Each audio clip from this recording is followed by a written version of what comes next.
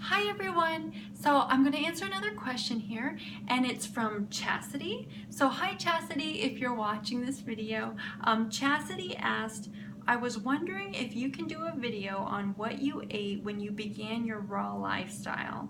I am finding that in the beginning for me, I only enjoy a very few raw foods. How did you begin? Okay guys, for me, how I began is I went raw vegan overnight.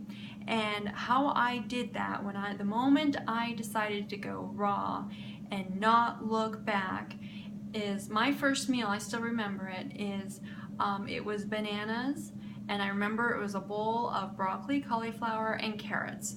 And that was horrible food combining now that I look back on it and everything, but it was all I knew at the time. I was still living at home with mom and dad, and my brother. I have a brother, Kyle. His name is Kyle. He's 2 years younger than I am, and so it was just me, my brother, and my mom and dad. So I was still, again, living at home. And so my mom, all she had, wasn't very much variety on the countertop as far as fruit goes, but she always had the standard, bananas, apples, and oranges. And then once in a while there'd be some plums or some grapes, but just that standard, and just the standard small bundle of celery, a head of lettuce, and some tomatoes in the fridge and stuff. So not a whole lot like what you need when you go fully raw. You need a whole countertop full of fruits, and then you need a whole refrigerator full of veggies, But at the time, I kind of knew I needed a lot more than what was there, but I was still living at home, and I was very young too, and so I was doing the best that I could at the time, but I stayed fully raw when I made the decision to go fully raw, and I made it happen. I made it happen, and because my physical injuries I had was just too painful that I'm like, no, I need to heal now. I need to heal now. So that's what really motivated me. And so what I had in the beginning was it was bananas and dates. I remember the first month, I would say the first couple of weeks, it was actually just bananas, apples, and oranges, because that's all that was available on the countertop at home. And so I remember when I would eat, I would have just a little bit, like one banana or one apple or one orange, and that was enough because I was full. And that explains what you said, Chasity. You were saying you were finding that in the beginning for you only enjoy a very few raw foods, and that makes sense because for me, all I could really eat was a few raw foods, but I still ate raw foods, of course. But I mean, your body is still reacting like, your body can't just switch over overnight. I guess what I'm trying to say is, you can go fully raw overnight and not look back. But you got to give your body time to adjust, and you have to endure the cravings and the feelings that you feel in the stomach and everything. And because your body is still used to the cooked food that you used to eat before you decided to go fully raw. So it's still used to processed foods, and your stomach is still small, and your taste buds aren't fully renewed. Your body's still in that stage of when you're still eating processed and cooked foods, okay? And that's what I realized from my personal experience, looking back on that now, how I felt and what I've experienced and everything.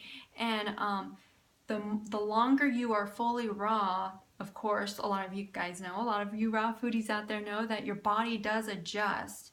Your body, it adjusts, and you find yourself eating a whole lot more, and but then your taste buds get rejuvenated and your cells get rebuilt inside, and you develop this whole new palate, fresh, clean, clear palate for taste buds, and you enjoy every raw fruit and vegetable that you eat. You can taste flavors you never could taste before, and that's because your body is healing and rejuvenating and cleaning house, and you can finally, you're free and can experience the fruits and vegetables kind of the way they were meant to be. You can taste flavors you never could taste before, you know?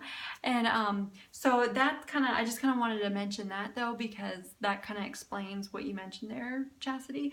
In a sense, I can see now that I reflect on my own experience on that. But yeah, when I was eating though, I would eat a little bit until I was full, and then if I got hungry about 15 minutes or 20 minutes or even a half hour later, then I would eat some more fruit. And I remember in the morning eating my orange. I'm like, this is enough, and then it'd be about like 15 minutes to a half hour later, I'm like, man, I need something else to eat. And I was wanting something more solid, but I'm like, no, I need fruit. My body wants fruit. It's calling for fruit. And so I went over, got another orange, ate another orange.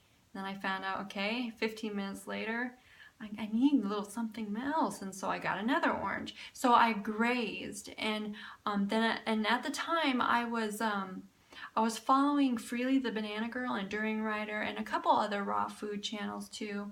But at the time, Freely the Banana Girl, that was when she was raw, and that was before Raw Till 4. Raw Till 4 wasn't even about at the time, and so that was when Freely the Banana was raw. And I remember Freely the Banana Girl and Enduring Rider, they always stress bananas and dates, and so I eventually, when I was looking at the fruit that was available, that my mom had there, I'm like, man, Stace, if you're gonna do this, you need to buy your own fruits and vegetables. So I headed out to the store and I bought my own fruits and vegetables. I bought my own apples, and I bought my own bananas, and I bought dates, and I ate that, and I ate just fruit for several weeks to about a month and a half, I believe. And then it started hitting me to where I just like, oh man, I really don't want fruit. I don't want something sweet for dinner. I was craving something savory, and that's when I was realizing I'm missing my veggies and leafy greens and another part of raw foods. And that's when I was also following Fully Raw Christina, and that was the time when she posted her video on her raw beet marinara sauce with spiralized zucchini noodles. And I remember my mouth just watering for that. And then that's when I went out and bought my own, I didn't have a Vitamix at the time, so I bought my own KitchenAid food processor, and that's where I experimented with tomatoes, dates, and different types of onions. And I found to really like leek onions, and then found out about chili peppers, and then that's where my sweet and spicy Dorito tomato sauce came about. And I just made that every night for dinner for the first year and a half. And I had that with broccoli, with cauliflower, with leafy greens, and then I eventually bought a spiralizer where I learned to spiralize zucchini noodles. And so you kind of just have to jump in and start and make what you think is enough, but it's always best to make more too, then you can save what's left over. But in time, your body grows to adapt to more of the water richness if you stay fully raw every day, every meal and everything, and your body just gets better and better every day. And yeah, you're going to endure some, of course, cleansing and detox and cravings and stuff like that too, depending on your past health history and stuff. But I know for me, before I went fully raw, it wasn't very hard for me to eat the fruits and vegetables, because I kind of already was eating very healthy, what I thought was healthy, lots of produce and stuff. So for me, I kind of already switched my really bad habits when I was like 16 or 17 years old. That's when all the fast food stopped, the donuts and all that, pizza and all the bacon and stuff, all that stopped when I was around 15 or 16 years old. That's when I stopped eating all that crap and started eating somewhat better. But yeah, in August 2013 was when I went raw. So But you just take it one meal at a time, and that's how I did it. And I just ate until I was full, and even if it meant like 15 minutes later, if I wanted more food, then I would eat some more food. I would always go to fruit though. I knew I needed fruit. I needed fruit.